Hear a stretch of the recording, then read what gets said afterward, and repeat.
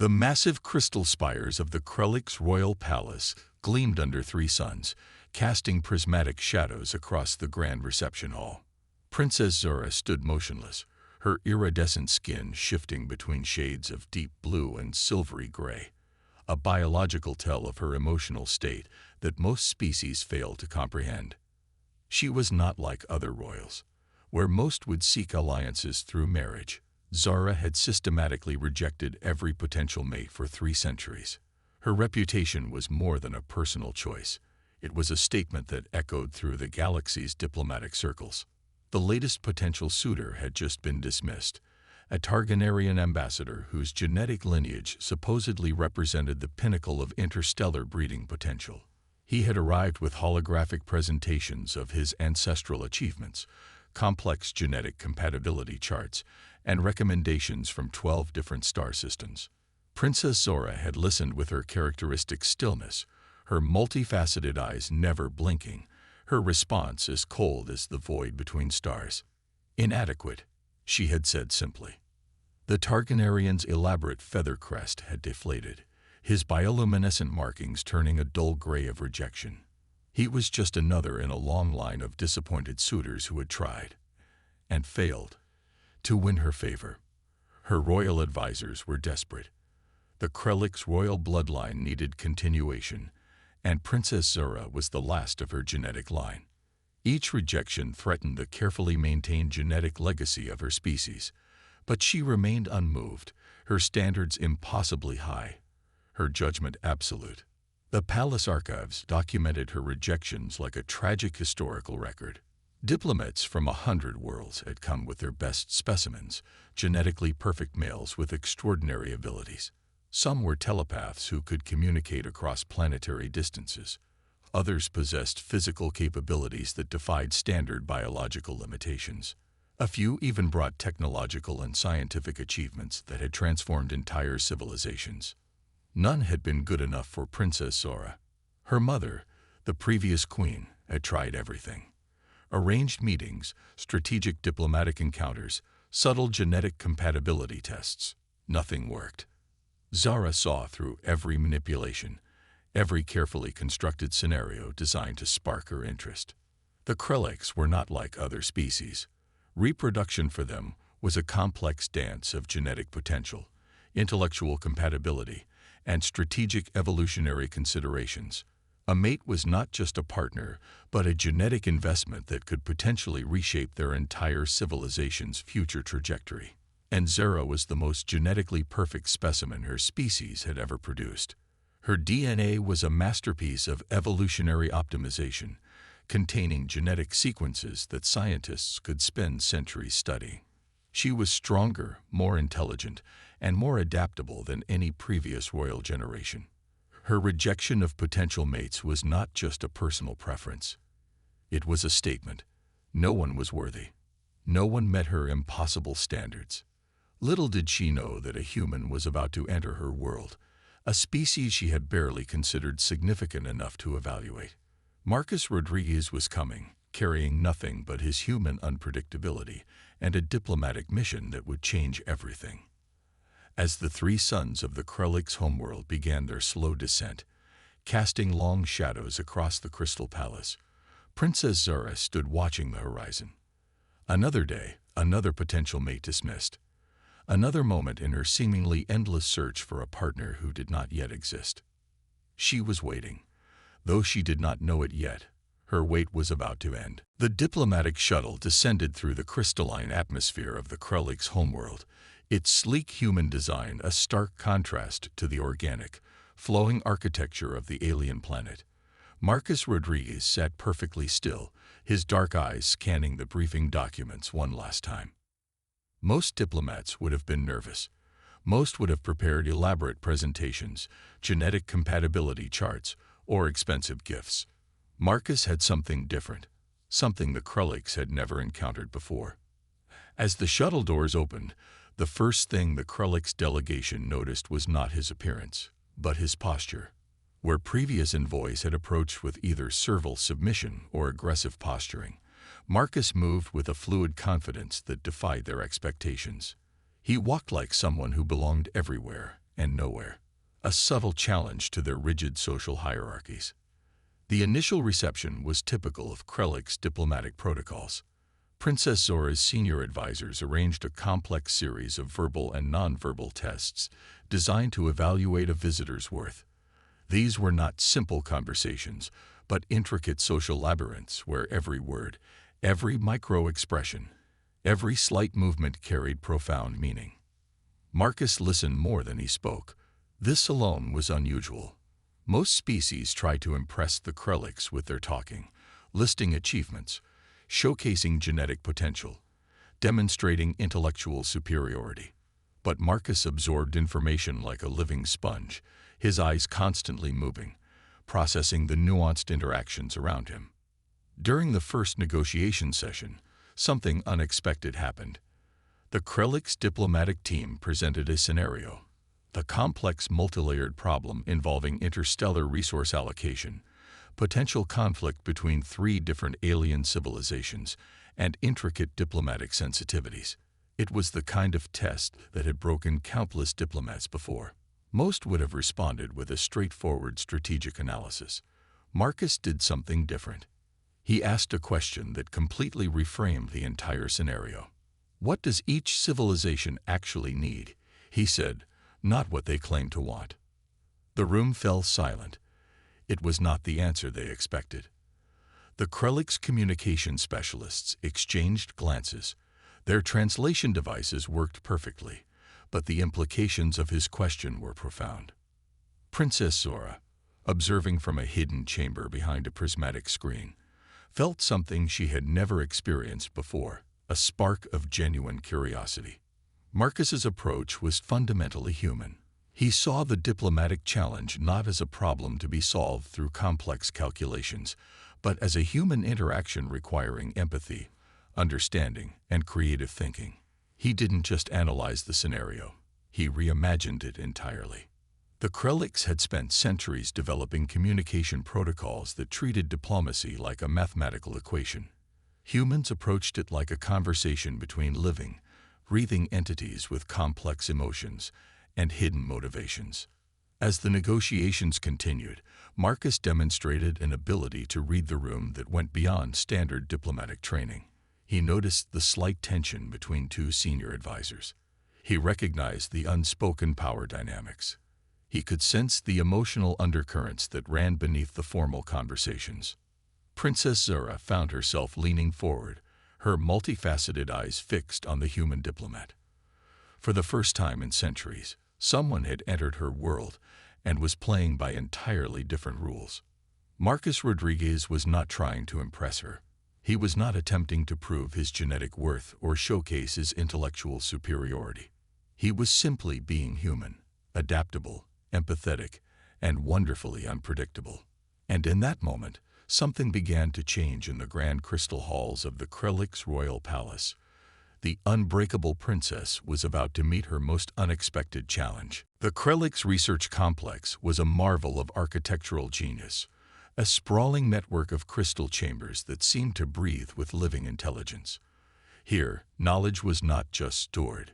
It was a living, evolving entity. And today, Marcus Rodriguez was about to challenge everything they understood about intelligence. What began as a standard diplomatic exchange had transformed into something far more complex. The Kreliks had a tradition of intellectual challenges, a method of truly understanding a species' potential. Most visitors saw these challenges as tests to be conquered. Marcus saw them as conversations. The first challenge involved a holographic simulation of a multi-species conflict. Previous diplomats had approached it like a chess game, calculating moves, predicting outcomes, seeking the most efficient solution. Marcus did something entirely different. He asked about the families. What are the personal stories behind these conflict zones? He inquired, his fingers tracing the holographic projections. Who are the people living in these areas? The Krelik's researchers exchanged confused glances. Their analytical minds were designed to process data, not emotions. But Marcus was proving that emotions were data, complex, nuanced, but still measurable. Princess Zora watched from her observation chamber, her multifaceted eyes tracking every movement. She had seen hundreds of diplomats, thousands of potential mates, but never someone who approached problems quite like this. The second challenge was even more intricate, a psychological maze designed to test cognitive flexibility. Most species would try to solve the maze. Marcus began to redesign it. The maze assumes a linear path to problem solving. He explained to the stunned researchers. But what if the solution isn't about finding a path, but understanding why the path exists? His words were simple, but their implications were revolutionary. The Krelliks had built their entire civilization on the premise that intelligence was about finding the most efficient solution. Marcus was suggesting that true intelligence was about understanding the context of the problem itself. During a break in the challenges, Marcus shared a story about Earth, not a grand tale of technological achievement, but a simple narrative about a community coming together after a natural disaster. He spoke about human resilience, about how people who had lost everything could still find hope, could still help each other. The Krelliks researchers were speechless. This was not data. This was not a calculated strategy. This was something entirely different, something their rigid scientific minds struggled to comprehend. Princess Zara felt something stirring within her, a feeling she had never experienced before. Curiosity was transforming into something more complex, a genuine intellectual attraction. The human was not trying to impress her. He was not performing. He was simply being human, revealing a depth of understanding that went beyond any technological or genetic measurement. In the crystal halls of the research complex, something fundamental was changing. The Krelliks had always believed intelligence was about calculation. Marcus was proving it was about connection. As the day's challenges concluded, the researchers made a startling recommendation to the Royal Council. This human was different. This human was worth studying further. And Princess Zara, for the first time in her long, calculated life, found herself wanting to know more. The unbreakable princess was beginning to crack. The Krelliks' reproduction system was not a simple matter of attraction or love. It was a complex scientific algorithm that had governed their species for millennia. Every potential mating was a carefully calculated genetic merger designed to produce offspring with maximum evolutionary potential. Their genetic screening process was legendary across the galaxy. Potential mates underwent rigorous testing that examined not just physical capabilities, but intellectual potential, adaptability, and genetic markers that could contribute to the species' continuous improvement. It was a system so precise that it had eliminated genetic diseases, optimized physical capabilities, and created a species that seemed almost perfect. Marcus Rodriguez represented everything their system could not predict. In the Central Genetic Research Facility, a team of Krellik scientists began a comprehensive analysis of the human diplomat. Their scanning technologies were advanced beyond most species' comprehension. They could read genetic potential, predict potential offspring capabilities, and assess evolutionary compatibility with near-perfect accuracy. But with Marcus, something strange happened. Their most advanced genetic scanners produced results that made no sense. His genetic profile was chaotic, a beautiful, unpredictable mess that defied their understanding of biological optimization. Where Krellik's genetics were a carefully designed blueprint, human genetics looked like a wild, spontaneous experiment. Traditional markers of genetic superiority meant nothing to humans. A human could be short, yet possess incredible strength. Another could appear physically average, but have exceptional problem-solving skills. Their genetic diversity was not a weakness, but their greatest strength. Princess Zara received the initial genetic report with growing fascination. Every other species had presented perfectly mapped genetic profiles, clean, predictable, optimized. Marcus's profile was different. It was messy. It was alive. The report highlighted something extraordinary. Humans did not select mates based on genetic perfection. They selected based on emotional connection, shared values, and unpredictable chemistry that no algorithm could fully understand. The Krelliks had eliminated chance from their reproductive process. Humans embraced it. During a private meeting with the Royal Genetic Council, Marcus introduced a concept that shocked them completely. He spoke about genetic diversity not as a problem to be solved, but as a feature to be celebrated. Perfection is not about eliminating differences, he explained, but about creating systems that can adapt to unexpected challenges. His words were a direct challenge to everything the Krulliks believed about genetic selection. The genetic researchers were divided. Some saw Marcus as a threat to their carefully constructed evolutionary model. Others saw him as the most fascinating genetic anomaly they had ever encountered. Princess Zora watched the proceedings with increasing interest. For the first time, she saw something beyond genetic calculations. She saw potential, not just for reproduction, but for understanding. The human was breaking their most fundamental biological rules, and he was doing it simply by being himself. As the day concluded, the Royal Genetic Council made an unprecedented recommendation. They wanted to study Marcus further, not as a potential mate, but as a representative of an entirely different approach to evolution.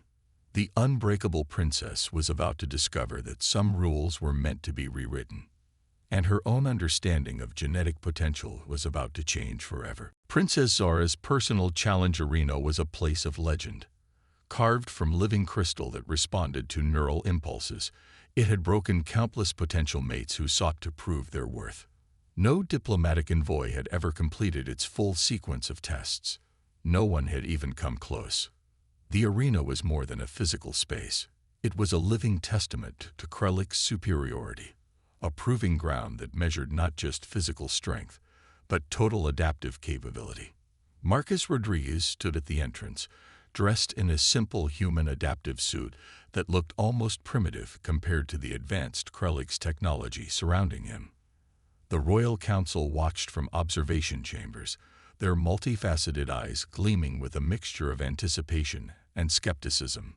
The first challenge seemed deceptively simple, a telepathic maze that would break most species within minutes. Most visitors would try to fight the telepathic intrusion, creating mental barriers that would ultimately crumble under the intense psychic pressure. Marcus did something unexpected. Instead of resisting, he opened his mind completely. The telepathic probe expected resistance, expected fear. Instead, it encountered something entirely different. Marcus's mind was not a fortress to be conquered, but an open landscape of experiences, memories, and emotions. He didn't block the invasion. He invited it. The Krullik's telepathic specialists watching the test were stunned. Typically, an intruding consciousness would quickly overwhelm and crush a visitor's mental defenses. But Marcus's mind was like an ocean, vast, deep, with currents that constantly shifted and changed. The second challenge was physical, a gravitational endurance test that had crushed every previous participant. The arena could simulate extreme gravitational conditions that would liquefy most organic beings. Marcus would be subjected to pressures that would compress his body with force equivalent to the core of a neutron star. As the gravity began to increase, the observers expected the typical human response: bones crushing, muscles tearing, body breaking down under impossible stress. But Marcus did something remarkable. He didn't fight the gravity. He adapted to it. His body moved differently, redistributing stress, finding micro moments of flexibility where other species would have simply broken. It was not strength in the traditional sense. It was something more, a fundamental adaptability that defied their understanding of physical limitations. The third challenge was perhaps the most complex, a holographic scenario that simulated multiple simultaneous crisis points across different planetary systems. Previous participants would typically try to solve the scenarios individually, quickly becoming overwhelmed by the complexity. Marcus approached it differently. He didn't see individual problems. He saw connections. Where the Krulliks saw isolated challenges, Marcus saw a living, interconnected system. He began to propose solutions that didn't just solve individual problems, but addressed the underlying systemic issues. Princess Zara leaned forward, her breath catching in her throat. This was not just another diplomatic test. This was something entirely different. As each challenge concluded, The Royal Council grew more agitated. The human was not just surviving. He was revealing something fundamental about intelligence that their entire civilization had missed. Adaptability was not about being the strongest. It was about being the most flexible. The final segment of the challenge approached, and Princess Zara knew something extraordinary was about to happen. The unbreakable princess was about to meet her most unexpected match. The aftermath of Marcus's challenges sent shockwaves through the Krellick's royal court.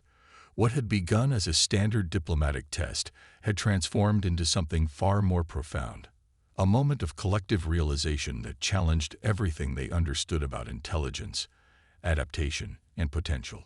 In the private chambers of the Royal Analysis Wing, senior advisors reviewed the test results with a mixture of confusion and growing respect. Marcus Rodriguez had not just passed their tests. He had fundamentally reimagined them. Princess Zara stood apart from the others, her crystalline skin shifting in complex patterns that reflected her internal emotional turbulence. For the first time in her long life, she was experiencing something close to genuine uncertainty. The genetic analysis team had discovered something extraordinary about Marcus. His DNA was not a carefully designed blueprint like Krellick's genetics, but a dynamic, constantly adapting system. Where their species sought perfection, humans embraced variation as a strength. During a private debriefing, Marcus shared stories that went beyond diplomatic protocols. He spoke about human resilience, not as a boastful achievement, but as a simple fact of their existence. He told them about communities that rebuilt after natural disasters, about individuals who transformed personal tragedies into opportunities for growth. The Krellicks had always viewed vulnerability as a weakness. Marcus presented it as a source of strength. One of the senior advisors, a veteran diplomat named Kreltax, approached Marcus with a rare display of personal curiosity. "How do you maintain composure under such complex challenges?" he asked. Marcus's response was simple and profound. "We don't," he said. "We feel everything. We break. We rebuild. That's our real strength." The concept was revolutionary to the Krellicks. They saw challenges as problems to be solved. Humans saw them as opportunities to grow, to transform, to become something more. Princess Zara found herself drawn closer, listening intently. Her entire life had been about maintaining an unbreakable exterior. Marcus was showing her that true strength wasn't about being unbreakable, it was about being resilient. The royal psychological analysts were particularly fascinated by Marcus's emotional intelligence. Where other species approached diplomacy as a strategic game, he treated it as a human interaction. He recognized the individual stories behind complex scenarios, the emotional landscapes that traditional diplomacy ignored. During one particularly revealing moment, Marcus discussed a complex conflict resolution from Earth's history. He didn't just present facts. He shared the human emotions, the fear, the hope, the collective journey of understanding that transformed conflict into cooperation. The Krellicks had perfected logical problem-solving. Marcus was demonstrating that true problem-solving required emotional understanding. Princess Zara felt something shifting deep within her genetic memory. The carefully constructed barriers she had maintained for centuries were developing microscopic cracks. Not from external pressure, but from a growing internal recognition. This human was different. He wasn't trying to conquer or impress.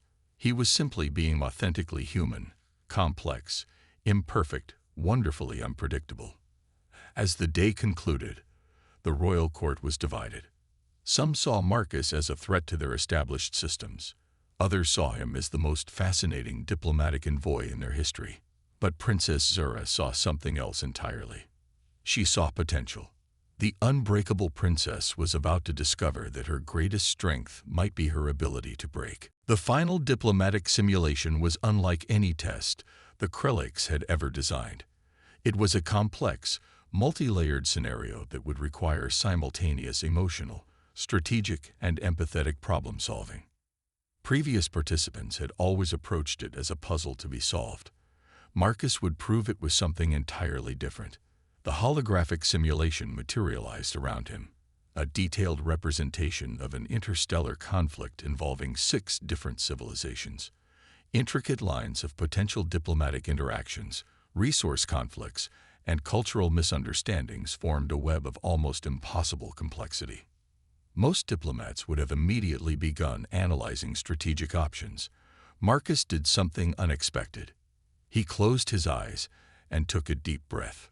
Princess Zora watched from the observation chamber, her multifaceted eyes fixed on every minute detail of his approach. The Royal Council held their collective breath, expecting the human to fail in spectacular fashion. Instead, Marcus began to tell a story. He spoke about a small human colony that had survived against impossible odds, not through military might or technological superiority, but through cooperation, empathy, and an ability to see beyond immediate conflicts. His narrative wove through the holographic simulation, transforming the cold strategic lines into living, breathing connections. The simulation responded in ways no one expected. Where previous participants had seen a complex problem, Marcus saw a living ecosystem of relationships, motivations, and hidden potential. He didn't solve the conflict. He reimagined it. By understanding the deeper motivations of each civilization, their fears, their hopes, their unspoken needs, Marcus began to create pathways of communication that no traditional diplomatic approach could conceive. The Krellick's observers were stunned. Their most advanced diplomatic simulation, designed to be unsolvable, was being rewritten in real time by a human who refused to play by their rules. Princess Zara felt something breaking inside her. It wasn't just intellectual appreciation. It was something far more profound. A recognition of a completely different way of understanding intelligence, conflict, and connection. As the simulation progressed, Marcus demonstrated an ability to see multiple perspectives simultaneously. He didn't just analyze the conflict. He understood the emotional landscape behind it. Where the Krellick saw strategic points, he saw human stories. One by one, the seemingly impossible diplomatic knots began to unravel. Not through force or calculation, but through understanding. The Royal Council watched in absolute silence. Their most complex diplomatic test, a simulation that had broken countless species, was being transformed by a human who didn't see challenges as things to be conquered, but as opportunities for mutual understanding. Princess Zora's genetic markers began to respond in ways their scientists had never seen before. Her body was recognizing something beyond logical compatibility, a form of intelligence that transcended their most advanced genetic calculations. As the final moments of the simulation approached, Marcus did something truly remarkable. He proposed a solution that was not about winning, but about collective growth. He saw the conflict not as a problem to be solved, but as an opportunity for mutual understanding. The simulation concluded. The result was unprecedented. Where every previous participant had failed, Marcus had not just solved the conflict, he had transformed it. The Royal Council was speechless. The diplomatic specialists were in shock. And Princess Zora, the unbreakable princess who had rejected every potential mate for centuries, felt something she had never experienced before. She wanted to understand more. The turning point had arrived. The crystal halls of the Krellick's royal palace had witnessed countless diplomatic encounters, but nothing prepared them for what was about to happen. Princess Zara stood before the Royal Council, her body displaying a complexity of emotional states that their scientists had never before recorded. Her crystalline skin shifted through colors that defied their understanding of biological response, shades that spoke of vulnerability, curiosity, and something dangerously close to desire. Marcus Rodriguez had done the impossible. He had not conquered her through traditional means of power or genetic superiority. He had challenged her entire understanding of intelligence, connection, and potential. The Royal Diplomatic Corps watched in stunned silence as the unbreakable princess began to deconstruct everything her civilization believed about mate selection, intelligence, and evolutionary potential. "He is not just a potential mate," Zora declared, her voice resonating through the council chamber. He is a representative of an entirely different approach to existence. Her words were more than a diplomatic statement. They were a fundamental challenge to millennia of Krelik's genetic and social protocols. Marcus stood quietly, not attempting to prove anything. His very presence was a statement, a living demonstration of human adaptability that went beyond any genetic calculation or diplomatic strategy. The genetic analysis team had spent weeks studying him. Their most advanced scanners had produced results that challenged everything they understood about biological potential. Where the Kreliks saw genetics as a precise blueprint, humans represented a beautiful, chaotic system of continuous adaptation. Princess Zora approached Marcus, a movement that broke every protocol of her species. Traditionally, potential mates would be brought to her. She was now choosing to close the distance herself. "You have shown us something our civilization has missed," she said, her multifaceted eyes reflecting a complexity of emotions. "Strength is not about being perfect. It is about the ability to grow, to adapt, to understand." The Royal Council was witnessing a moment that would be recorded in their historical archives. The most genetically perfect, most unapproachable royal in their history was voluntarily seeking connection with a human, a species they had previously considered marginally interesting at best. Marcus responded with characteristic simplicity. "We are all learning," he said. "Every moment is an opportunity to understand something new." His words were not a diplomatic strategy. They were a fundamental philosophy of human existence, an approach that saw life as a continuous journey of growth and understanding. The Kreliks had spent centuries trying to eliminate chance from their evolutionary process. Marcus represented everything they had tried to design out of existence: unpredictability, emotional complexity, the beautiful chaos of adaptation. As the Royal Council watched, Princess Zora did something unprecedented. She extended her hand, a gesture of connection that in Krelik's culture was more significant than any formal mating ritual. The diplomatic corps held their collective breath. Generations of genetic selection, centuries of careful evolutionary planning, were being rewritten in a single moment. Marcus took her hand, not as a conquest, not as a diplomatic victory, but as a moment of genuine human connection. The crystal walls of the palace seemed to vibrate with the significance of the moment. The unbreakable princess had found her match, not through genetic perfection, but through a fundamental recognition of something far more profound. Humanity had entered the galactic stage, and nothing would ever be the same again.